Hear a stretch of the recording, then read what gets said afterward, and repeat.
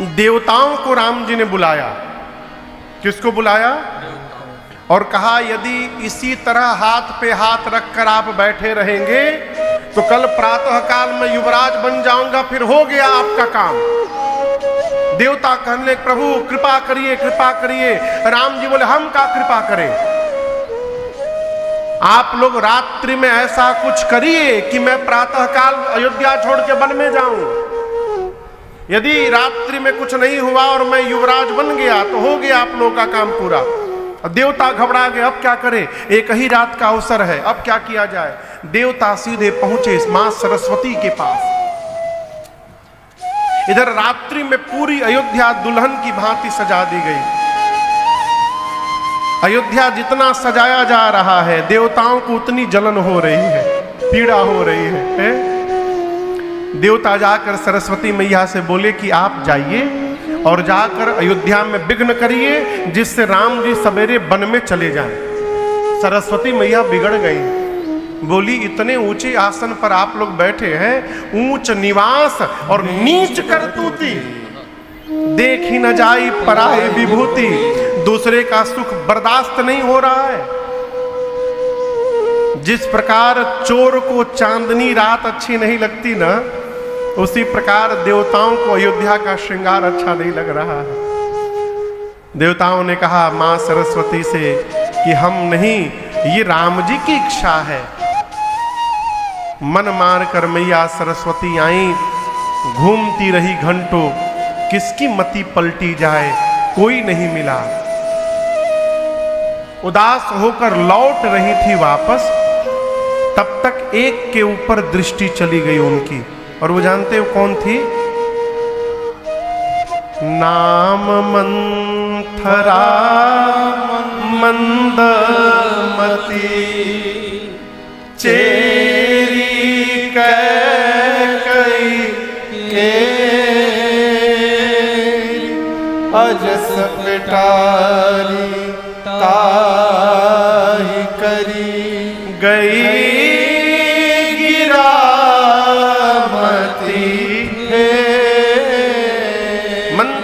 मंथरा दिखाई पड़ी।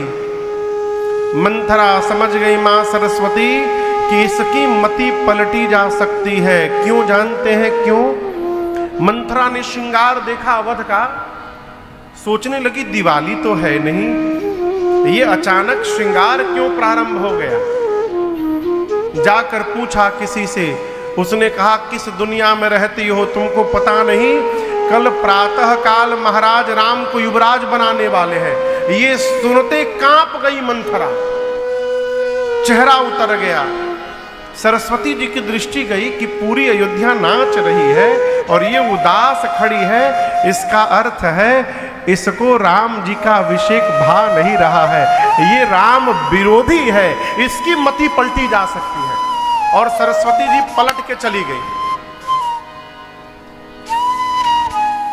भगवान से विरोध करने वाले की मति कभी भी पलटी जा सकती है, इसलिए सावधान रहना है। मंथरा गई मां कैकई के पास, और आपको बताऊं गोस्वामी जी कहते हैं कई और जा करके बिना प्रणाम किए कोने में चेहरा गिरा करके बैठ गई। कैकई मैया देखी, अरे मंथरा तो ऐसे आते नहीं है। हंसते हुए मां ने पूछा कि लक्ष्मण ने कुछ बोल दिया क्या? कैकई मंथरा तुम उदास क्यों हो? इस पर भी मंथरा नहीं बोली। मंथरा जब नहीं बोली तो मां कैकई दौड़कर मंथरा के पास जाकर बैठ गई।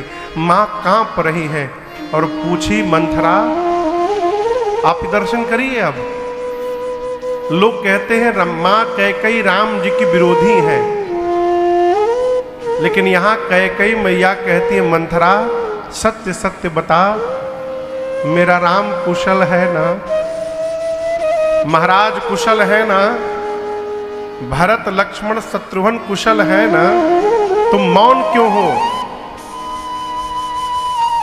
कौशल्या कैकई जी ने कुशलता ना अपने पति की पहले पूछी, न अपने बेटे भरत की पहले पूछी। किसकी पूछी? कुशल राम महिपाल। मेरा राम तो कुशल है ना मंथरा? मंथरा ने कहा कैकेयी जी से कि आज राम को छोड़कर दूसरा कौन कुशल है? राम ही छाड़ी कुशल के ही आज। आपको तो पता नहीं रहता, आप दिन रात सोती रहती हैं। आपको कुछ पता है? कल महाराज राम को युवराज बनाने वाले हैं। आप महाराज के कपट को देख नहीं पा रही हैं।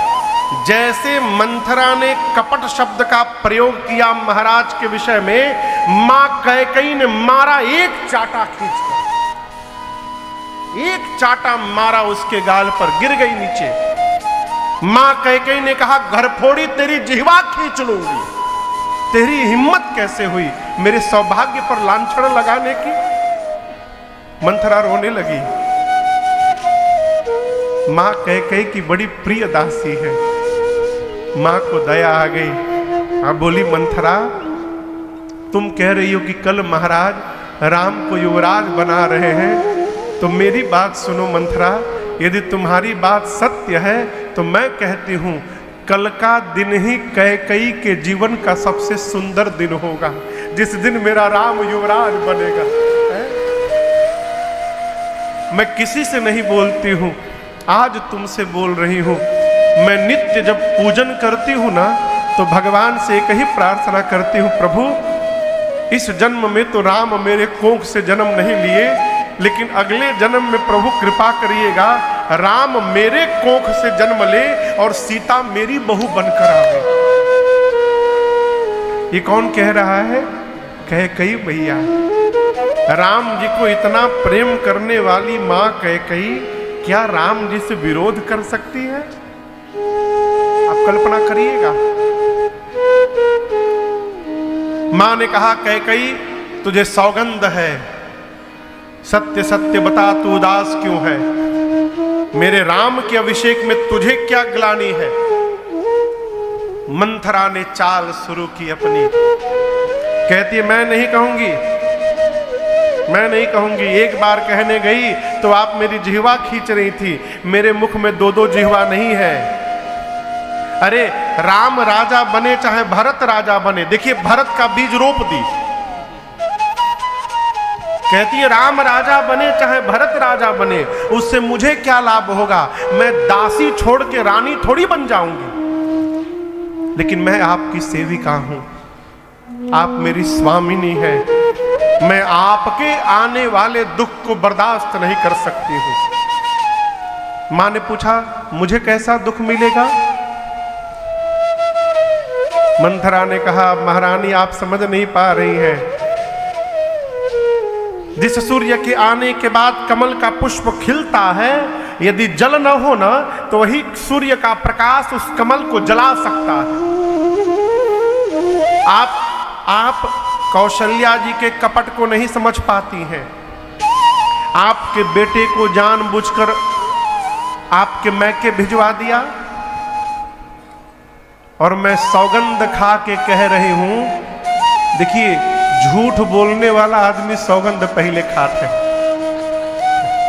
हर बतिये में कसम खा लेता है।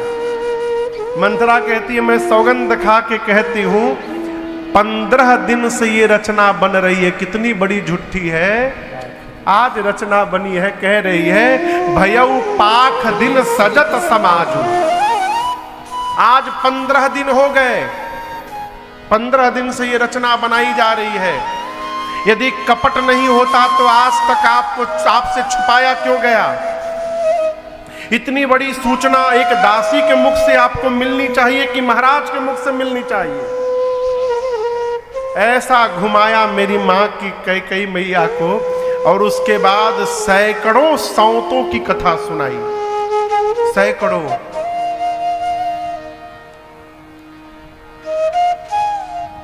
कैकेयी मैया सब समझ रही हैं, लेकिन मां भी ऐसा ही अवसर ढूंढ रही थी। आपको बताऊं एक बात, बचपन में राम लक्ष्मण भरत शत्रुघ्न जी ये मां कैकेयी के ही आंगन में रहते थे, वहीं पर खेलते थे। हर माताओं का अलग अलग महल था।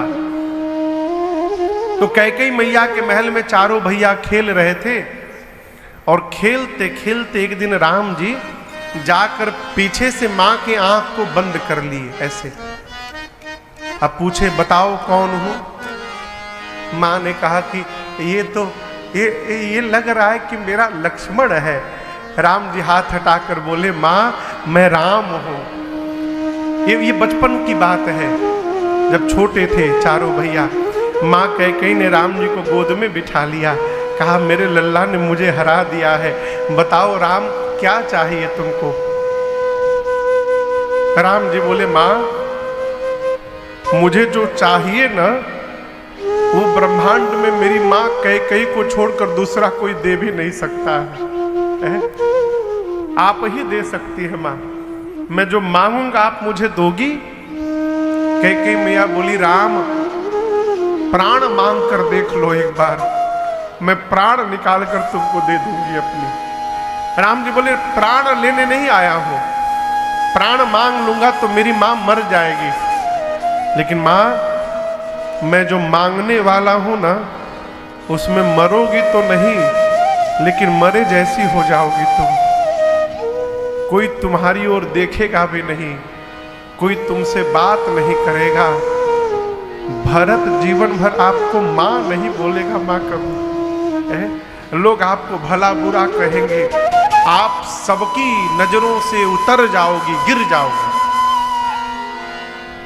कैकेयी मैया बोली सबकी नजर से गिर जाऊंगी, क्या तुम्हारी नजर से भी गिर जाऊंगी राम। राम जी बोले मां मेरी नजर में तो मेरी मां सदैव महान बनी रहेगी, राम की नजर से आप नहीं गिर सकती। तो कैकेयी जी ने कहा फिर जगत की नजर की परवाह किसको है। यदि आपकी नजर से नहीं गिरूंगी तो जगत की नजर की मुझे चिंता नहीं है राम, मैं वचन देती हूं जो आप कहिएगा मैं करूंगी। तब राम जी ने कहा था मां पिताजी मुझे जब राजा बनाने की रचना करे तो किसी भी प्रकार मुझे वन की ओर भेज देना। मां कैकेयी समझ गई कि समय आ गया है राम का कार्य पूर्ण करने का। जानबूझकर मां कैकेयी की मंथरा की बातों में आ गई। बोली ठीक कहती हो मंथरा, कई दिनों से मुझे भी रात में बुरे बुरे स्वप्न आते हैं। अब मंथरा कहती यदि राम राजा बन गए तो आपको कौशल्या की दासी बनना पड़ेगा, भरत को राम का दास बनना पड़ेगा। कैकेयी मैया बोली मैं अपने बेटे को लेकर अपने मैके चली जाऊंगी, किसी की दासी नहीं बनूंगी। मंथरा बोली मैके जाए आपके शत्रु, मैंने ज्योतिषियों से दिखवाया है भरत की कुंडली, ज्योतिषी ने 3 रेखा खींच कर कहा है राजा भरत ही बनेंगे, आप चिंता ना करो। कैकेयी मैया बोली फिर मैं क्या करूं। मंथरा ने कहा कि कोप भवन में चले जाओ और महाराज से वरदान मांग लो, राम के लिए वनवास मांग लो, अपने भरत के लिए राज सत्ता। लेकिन ध्यान रहे जब तक महाराज राम की सौगंध न ले ले तब तक मुख न खोलना, क्योंकि राम की सौगंध ले लेंगे फिर महाराज मुकर नहीं सकते। इतना सिखाई मां कैकेयी जाकर कोप भवन में बैठ गई।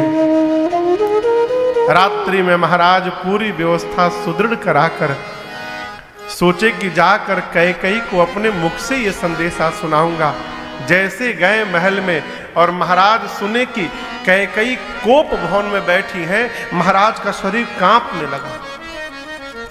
कोप भवन सुनी सकुचेऊ राव। गए जाकर देखे मां कैकेयी नीचे बैठी थी।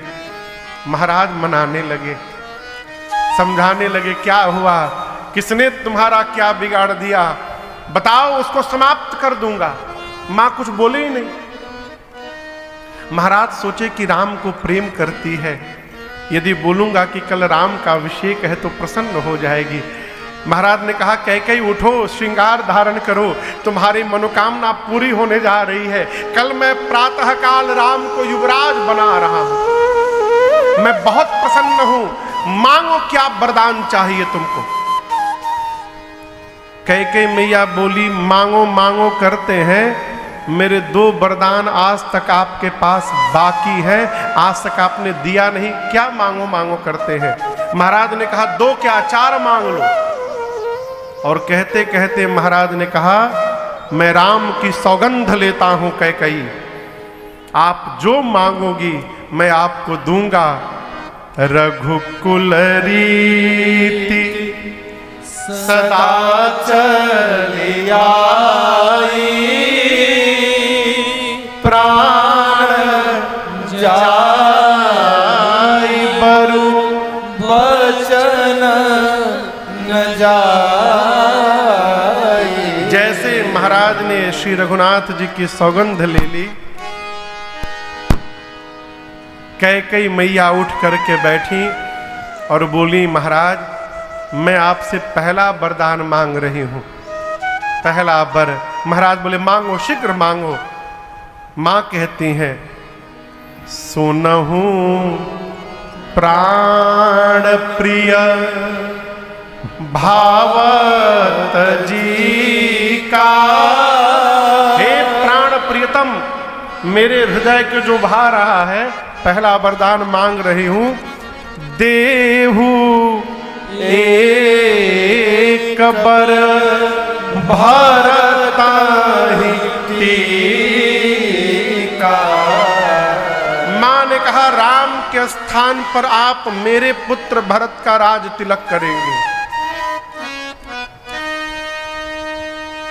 चक्रवर्ती जी सुने तो कांप गए, पूरा शरीर स्तब्ध हो गए, मस्तिष्क शून्य में प्रवेश कर गया। अब महाराज का शरीर कांपने लगा कि पहला यदि ऐसा मांग लिया है तो दूसरा क्या मांगेगी। और आप दर्शन करिए, दूसरा वरदान मांगते समय मां का शरीर भी कांप रहा है। दूसरे वरदान को मांगने के पहले मां ने हाथ जोड़ लिया। मां कहती है मांगऊं दूसर बरकर जोरी, पुरवहु नाथ मनोरथ मोरे। मैं हाथ जोड़कर दूसरा वरदान मांगती हूं, मेरी मनोरथ को पूर्ण करिए। महाराज बोले अब बचा क्या मांगने को। कैकेयी मैया बोली सुन लीजिए। मां कहती है तापस वेश, तपस्वी का वेश बनाकर, विशेष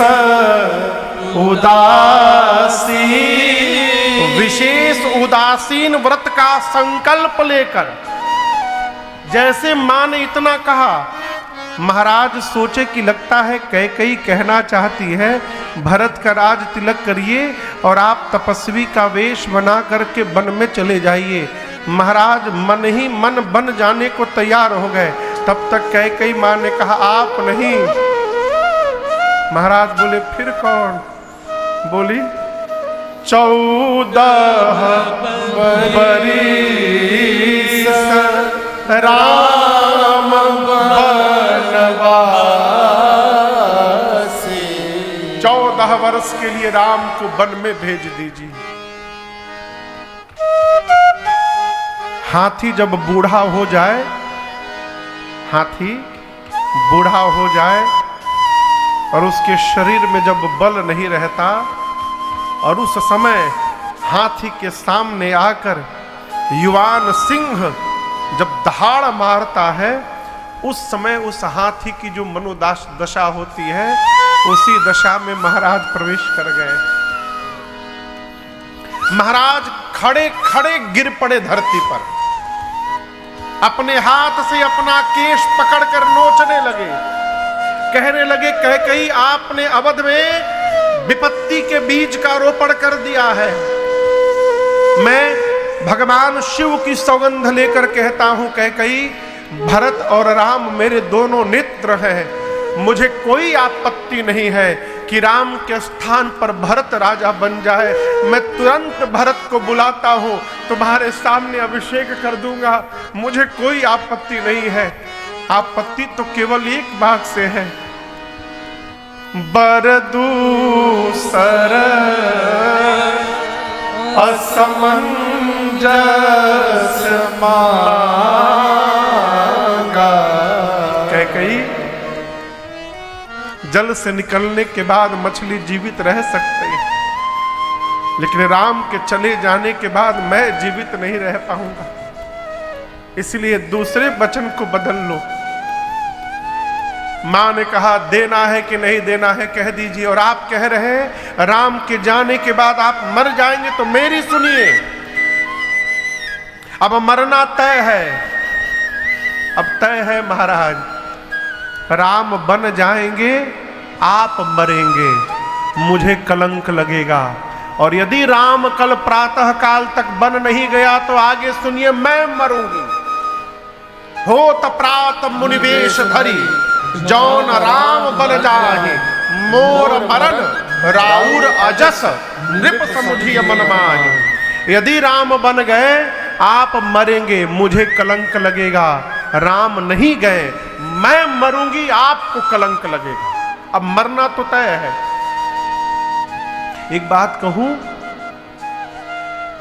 यदि मुझे कलंक लगेगा तो मैं घर के भीतर जीवित रह जाऊंगी, लेकिन यदि आपको कलंक लग गया तो कलंकी मुख लेके समाज में कैसे रह पाएंगे आप? महाराज समझ गए कि कैकेयी यह चाहती है कि मैं मर जाऊं, उसको कलंक लग जाए। पूरी रात महाराज उसी कोप भवन में पड़े रहे। दशा कैसी है, जैसे किसी पक्षी के दोनों पंख काट दिए जाए, उड़ना चाहे लेकिन उड़ ना पाए हैं? महाराज यही कहते रहे, हे सूर्य नारायण आप कल उदित मत होइएगा, क्योंकि आप यदि उदित हो गए तो इस सूर्य वंश का सूर्य अस्त हो जाएगा, राम अवध को छोड़ के चले जाएंगे। सवेरा हुआ, अयोध्या की प्रजा महल के बाहर भीड़ में जमा हो गई है। सब लोग आपस में बात करते हैं क्या हुआ, आज तक तो इतना विलंब नहीं हुआ कभी, महाराज प्रातः काल जग जाते हैं, महाराज आज बाहर नहीं निकले। सुमंत जी को लोगों ने भेजा, आप भीतर जाइए। सुमंत जी भीतर गए कोप भवन में, महाराज की दशा देखे तो कांप गए। माँ कैकेयी से पूछे क्या हुआ महाराज को? कैकेयी मैया बोली मैं कुछ नहीं जानती हूँ, रात भर आपके महाराज राम राम बोले हैं, आप शीघ्र राम को बुला कर लाइए। सुमंत जी गए, दौड़कर राम जी को लेकर आए। राम जी जिस वेश में थे उसी वेश में दौड़ पड़े, और राम जी को इस प्रकार पागलों की भांति दौड़ते देख अयोध्या की प्रजा बिलखने लगी। राम जी गए, पिताजी को देखे, राम जी आज जीवन में पहली बार राम जी ने दुख देखा था, पहली बार। राम जी तुरंत बोले मां से, कैकेयी मैया से, मोहि कहु मातु तात दुख कारण। हे मां, पिताजी के दुख का कारण बताओ, मैं पुत्र हूं, मैं तुरंत पिताजी के दुख का निवारण करूंगा, क्या कारण है?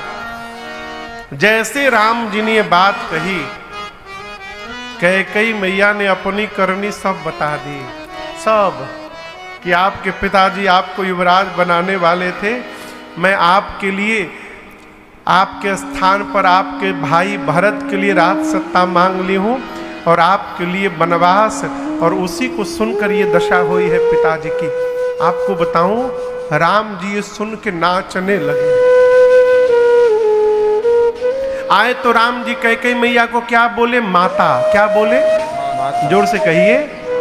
सनातन संस्कृति में किसी भी स्त्री को हम माता कह सकते हैं।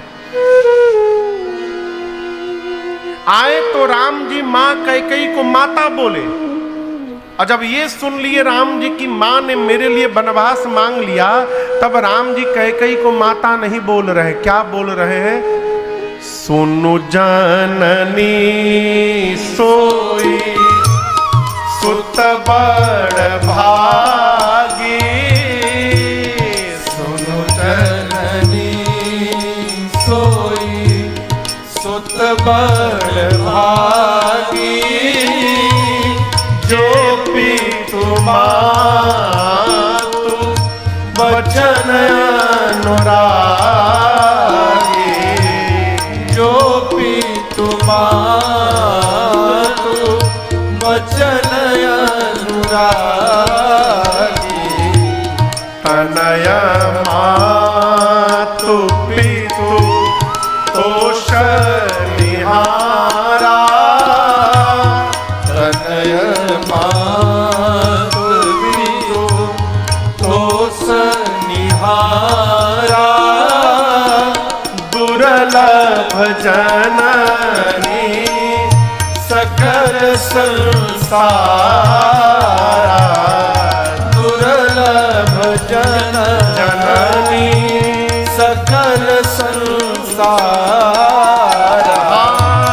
दुर्लभ जननी सकल संसारा। राम जी क्या बोले कैकेयी मैया को? जननी बोले। और जननी उनको कहा जाता है जिनसे हमको जन्म मिला हो। राम की जननी कैकेयी नहीं है, राम की जननी कौशल्या है। लेकिन आज राम जी कहना चाहते हैं, माँ कौशल्या ने तो केवल राम को जन्म दिया, परंतु उस राम को 14 वर्ष वन की ओर भेजकर आज आपने मर्यादा पुरुषोत्तम राम को जन्म दे दिया है, इसलिए आज से आप मेरी जननी है। राम जी कहते, मां वो जीवन में पुत्र बड़भागी है जो अपने माता पिता के वचन में प्रेम करे, चरण में प्रेम न करे। कहां प्रेम करे? वचन में। चरण में प्रेम करना बड़ा सरल है। सवेरे उठो पांव छू लो, रात को पांव छू लो, अब बात एक भी न मानो है, लेकिन वचन में प्रेम करने पर जो आज्ञा होगी उसका पालन करना पड़ेगा। राम जी कहते, मां जो पुत्र अपने व्यवहार से अपने माता पिता को संतुष्ट कर दे वो पुत्र संसार में दुर्लभ है। आज विधाता सब प्रकार मेरे अनुकूल हो गए, मेरा छोटा भाई भरत राजा बन जाएगा। मां इतनी सी बात के लिए पिताजी को इतना कष्ट। राम जी ने पिताजी को दंडवत किया है। महाराज जैसे कान में राम शब्द पड़ा, महाराज मूर्छा से बाहर आए और राम जी को गले लगा लिए। राम जी ने पिताजी से कहा, पिताजी कुछ दिनों की तो बात है, 14 वर्ष निकलने में कितने समय लगेंगे। मैं यूं गया 14 वर्ष रहकर वन में आपके वचन को पूर्ण करके वापस आ जाऊंगा, आप चिंता ना करिए। राम जी प्रणाम करके तुरंत मां कौशल्या के पास गए। कौशल्या मैया को कुछ नहीं मालूम अभी। राम जी को देखकर दुलार करने लगी, बोली, राम अब तक आप स्नान नहीं किए, पिताजी राह देख रहे होंगे, शीघ्र स्नान करके पिताजी के पास जाइए, राम आपको युवराज बनना है। राम जी मां को बिठाएं और गोद में सर रखकर राम जी लेट गए। कहे, मां ये बताइए जंगल बड़ा है कि अयोध्या बड़ी है? आप लोग कहिए, जंगल और अयोध्या में बड़ा कौन है? मां बोली, जंगल वन बड़ा है राम। राम जी बोले, अच्छा मां मेरे में और भरत में बड़ा कौन है? मां बोली, तुम बड़े हो। राम जी बोले, मां पिताजी ने धर्म का विचार कर लिया है, मैं बड़ा हूं इसलिए बड़े बेटे को जंगल का बड़ा राजा बना दिया है, अब भरत छोटा है उसे अयोध्या का छोटा राजा बना दिया। पिता दीन मोहि कानन राजू। ये नहीं बोले राम जी कि मुझे वन में भेजा गया है, कहते पिताजी ने मुझे वन का साम्राज्य दिया है, वहां मेरी बड़ी आवश्यकता है। मां कौशल्या मैया तो कांप गई सुनकर। कौशल्या मैया कही, राम एक पुत्र के जीवन का सर्वश्रेष्ठ धर्म है पिता की आज्ञा का पालन करना। पितु आयसु सब धर्म कटीका। लेकिन एक बात कहूं राम, मां का स्थान पिता से भी ऊपर होता है। माता पिता में सबसे अधिक स्थान किसका होता है पुत्र के लिए? मां का स्थान। कौशल्या मैया कहती है, राम यदि केवल तुम्हारे पिताजी ने तुमको बन जाने के लिए कहा है तो मैं तुम्हारी मां हूं, मैं कहती हूं मेरा राम बन नहीं जाएगा, तुम बन नहीं जाओगे। लेकिन राम यदि पिताजी के साथ साथ आपकी मां कैकेयी ने भी बन जाने के लिए कह दिया है तो मां की बात मानकर अवश्य बन चले जाना। राम मां की बात मानकर जाओगे तो वो बन ही तुम्हारे लिए अयोध्या जैसा बन जाएगा, तुरंत चले जाना। जो पितु मातु कहे बन जाना तो कानन सत अवध समाना। अभी राम जी मां से बात कर ही रहे थे, तब तक सीता मैया चली आई। अच्छा, आपसे एक प्रश्न करें, जब आदमी बहुत दुख में होता है तो उसको किसकी याद आती है? कहिए कहिए, किसकी याद आती है? मां की। दुख में केवल मां ही याद आती है। आप इसका मैं उदाहरण दे रहा हूं। आदमी दुनिया की सब भाषा बोले, अंग्रेजी बोले, इटालियन बोले, फ्रेंच बोले, जर्मन बोले, लेकिन जब आदमी रोता है ना तो अपनी मातृभाषा में रोता है। बंगाली अमेरिका में भी रहेगा, जब रोने लगेगा तो बंगाली में रोएगा। बिहारी दुनिया के किसी कोने में बैठ जाए, रोने लगेगा तो माई रे करेगा। है मातृभाषा, मां, विपत्ति में केवल मां याद आती है। सीता मैया आई, राम जी को प्रणाम करके बैठ गई और गोस्वामी जी कहते हैं अपने पांव के अंगूठे के नाखून से सीता मैया धरती खुरेचने लगी और मानो अपनी मां से बात करने लगी। कहती है, मां प्रभु बन जाने वाले हैं, प्रभु के साथ मेरा भी जाना तय हो गया है। अब जाना मेरा तय हो गया है मां, क्या जाएगा ये तय नहीं हुआ है। यदि प्रभु मुझे ले करके जाएंगे तो मैं जाऊंगी, छोड़ करके जाएंगे मेरा प्राण जाएगा उनके साथ। जाना तय है। अब ये देखना क्या जाता है कि तन प्राण की केवल प्राण। राम जी समझाने लगे, सीते बन बहुत भयानक है, आप कोमल है, सुकुमार है, आप बन के लायक नहीं है। मां ने कहा, प्रभु मैं बन के लायक नहीं हूं, क्या आप बन के लायक हैं? आपके लिए तपस्या उचित है और मेरे लिए भोग उचित है।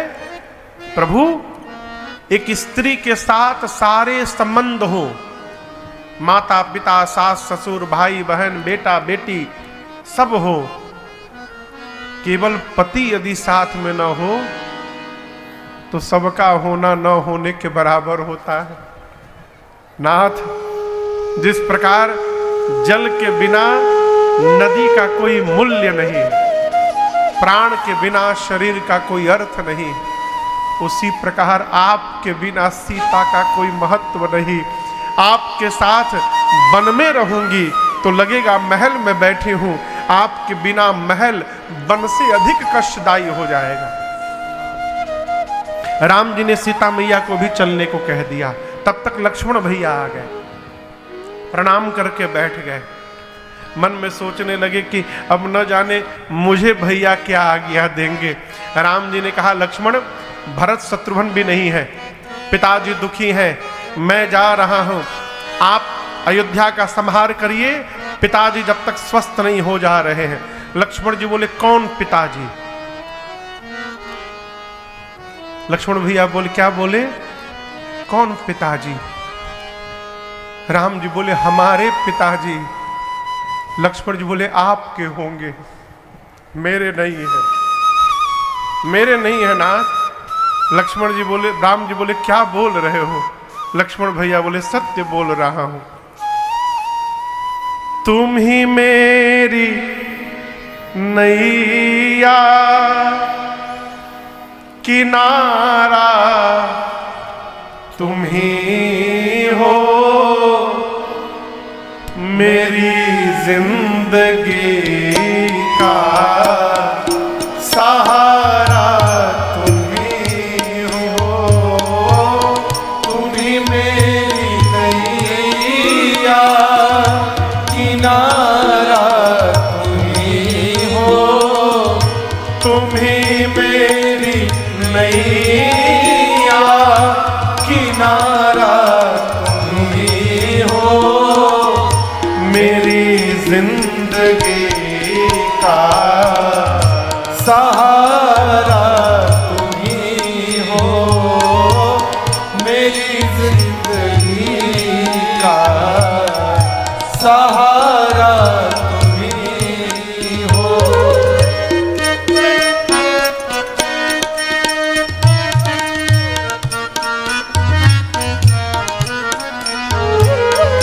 तुम ही पुष्प बन कर महकते हो प्यारे। तुम ही पुष्प बन कर महकते हो प्यारे। तुम ही बन के बादल गरजते हो प्यारे। तुम ही बन के बादल गरजते हो प्यारे। नदी सिंधु सागर की धारा तुम ही हो, नदी सिंधु सागर की धारा तुम ही हो, मेरी जिंदगी का सहारा तुम ही हो, मेरी जिंदगी का सहारा तुम ही हो।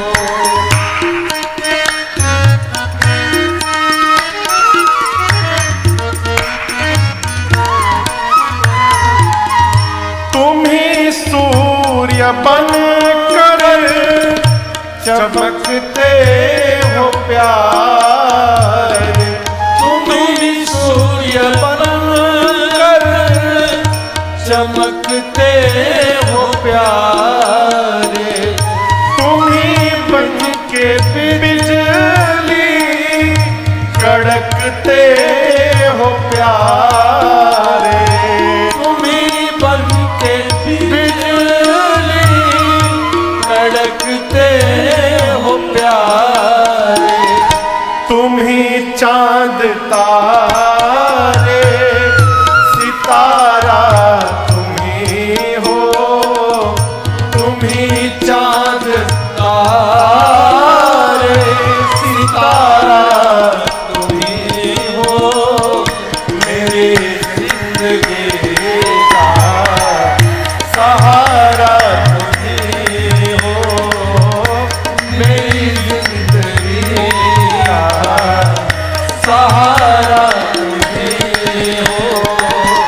तुम ही मेरी नैया किनारा तुम ही हो, तुम ही मेरी नैया किनारा तुम ही हो, मेरी जिंदगी का सहारा तुम ही हो, मेरी जिंदगी का सहारा तुम ही हो, मेरी जिंदगी का सहारा तुम ही हो।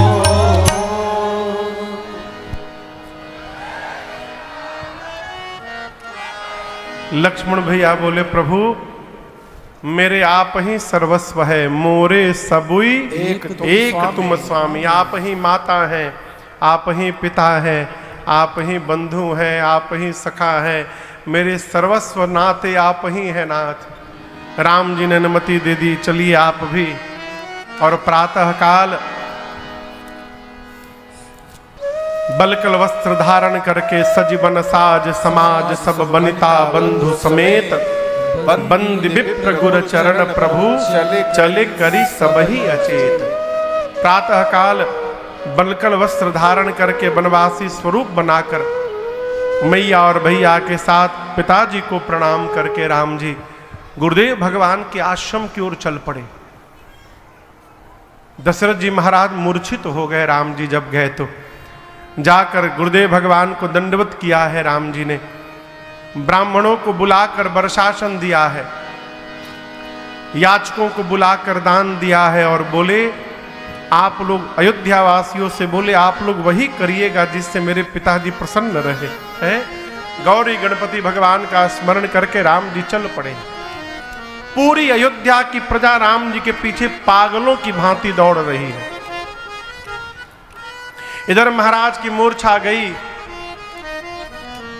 सुमंत जी को कहा तुरंत रथ लेकर जाइए, रथ पर बिठाकर 4 दिन वन दिखाइएगा और उसके बाद वापस ले आइएगा।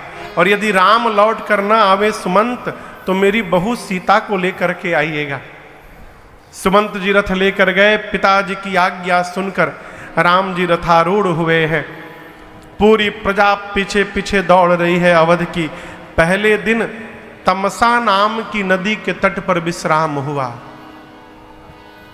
अयोध्या की प्रजा बेहाल हो गई है। रात्रि में राम जी सोचने लगी यदि अवध की प्रजा इसी प्रकार मेरे साथ चलेगी तो मैं वचन का निर्वाह कैसे करूंगा। मध्य रात्रि में माया शक्ति को प्रेरित करके भगवान ने पूरी प्रजा को गहरी निद्रा में सुलवा दिया और सुमंत जी से कहा तात रथ के पहिए के चिन्ह को मिटा करके इसी समय यहां से चलिए। खोज मारी रथ हाको ताता।